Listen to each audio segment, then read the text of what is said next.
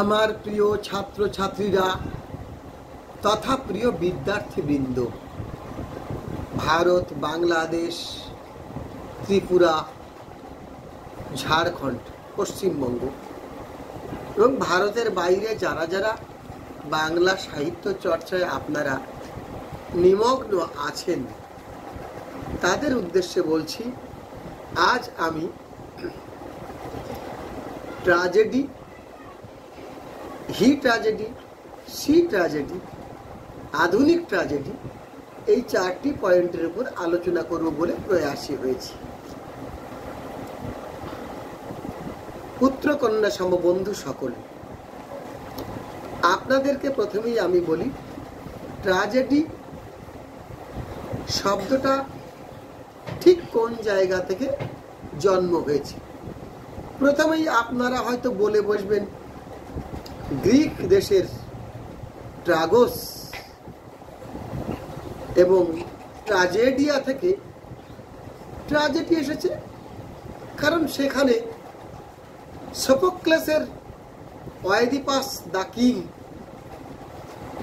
কিংবা স্কাইলাসের প্রমেথিউস আনবাউন্ড, এত দুটো সুন্দর ট্র্যাজেডি নাটক সেই যুগে দেখতে পাই।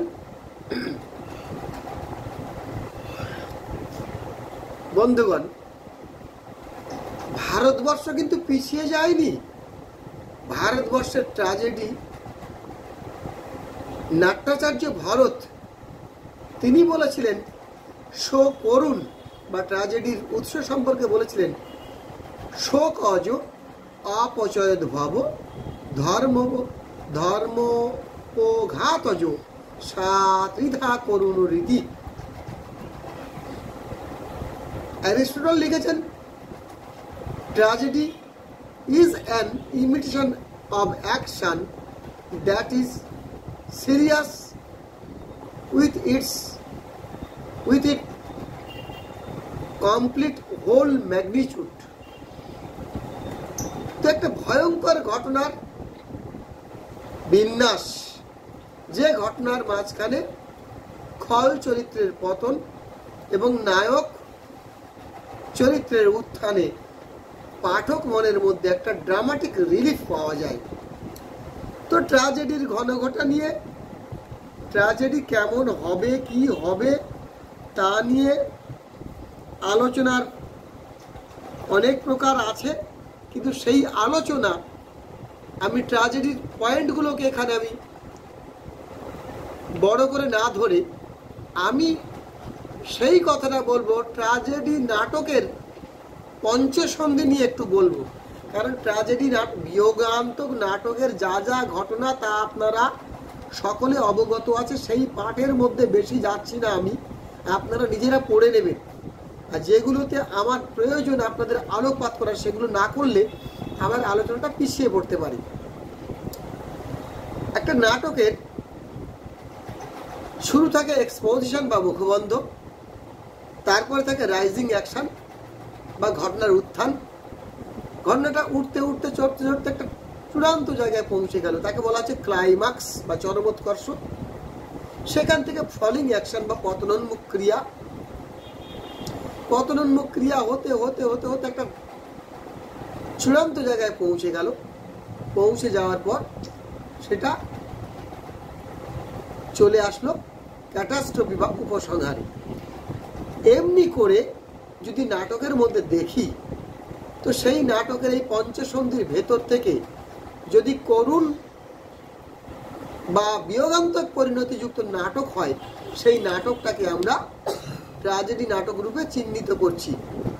তো ট্র্যাজেডি নাটকের মাঝখান থেকে ইউরোপে আমরা শেক্সপিয়ারের ট্র্যাজেডি নাটক দেখেছি, হ্যামলেট, জুলিয়াস সিজার, কিং লিয়ার, অথেলো, এসব বিখ্যাত ট্র্যাজেডি নাটক। গ্রিক দেশের নাটক স্কাইলাসের প্রমেথিউস আনবাউন্ড, সোফোক্লেসের ওয়েডিপাস দ্য কিং। আমরা তো জানি বাংলা প্রথম ট্র্যাজেডি নাটক, আধুনিক ট্র্যাজেডি নাটকের জন্মদাতা আমাদের মাইকেল মধুসূদন দত্ত।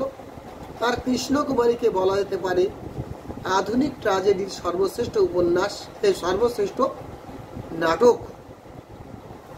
সেখানে মানে তার দুই মানে মানে রাজা ভীম সিং তার কন্যা কৃষ্ণা বা কৃষ্ণ কুমারীর পিতা দুর্বল রাজা, তার বাপ কাকা তাকে সুরক্ষা দিতে পারছে না। প্রতিবেশী মান সিং এবং জয় সিং ওই কন্যার পানি গ্রহণ করতে ব্যস্ত, না হলে রাজ্য ধ্বংস করে দেবে। এমত অবস্থায় তার কাকা যখন তাকে হত্যা করার পরিকল্পনা করলো, সেই ঘটনা সে জানতে পেরে যায়। জানতে পেরে যাওয়ার পরে কৃষ্ণা আত্মহত্যা করে। দেশের দশের বৃহতের স্বার্থে কৃষ্ণার এই আত্মবলিদানমূলক ট্র্যাজেডি কৃষ্ণকুমারী নাটকের উপজীব্য বিষয়। কৃষ্ণকুমারী নাটকের পরবর্তীতে আমরা যদি মধুসূদনকে ছেড়ে দিই, তারপরে আরও কয়েকটি মানে ট্র্যাজেডি নাটক আছে, কিন্তু মধুসূদনের পর দীনবন্ধু মিত্রের ট্র্যাজেডি নাটক আছে। সেই নাটক অপেক্ষা শেক্সপিয়ারীয় ট্র্যাজেডি যদি সত্যিকার দেখতে পাই, রবীন্দ্রনাথের মালিনী নাটক এবং বিসর্জন নাটকের মধ্যে দেখতে পাচ্ছি।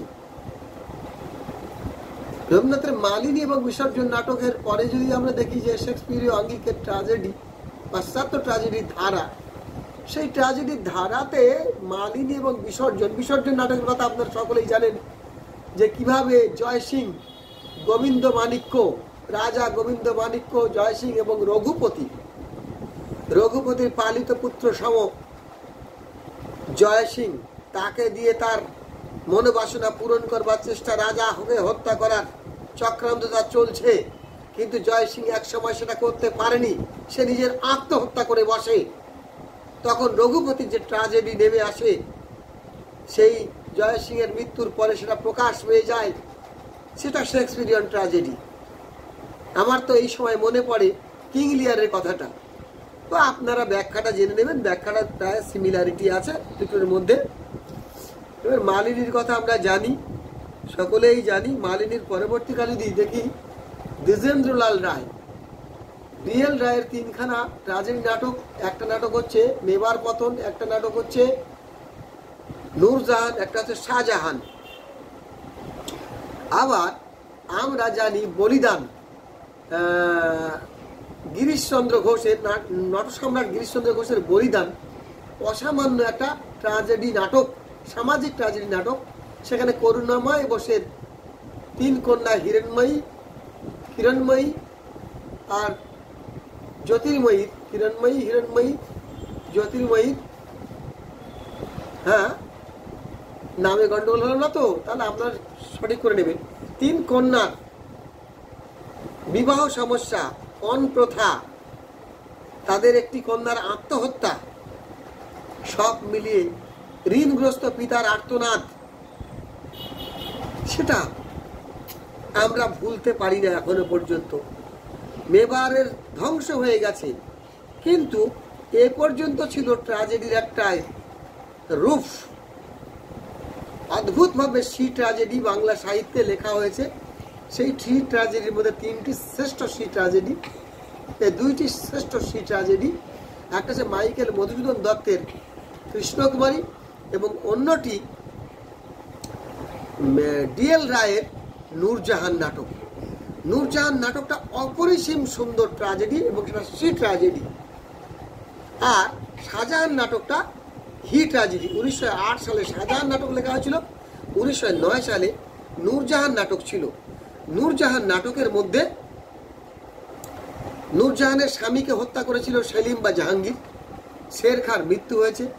কন্যা লয়লাকে নিয়ে জাহাঙ্গীরের গৃহে এসেছেন। এক সময় সে রাজত্বের নিয়ন্ত্রণের চূড়ান্ত শিখরে আরোহণ করেছে। নূরজাহানের ক্ষমতাতে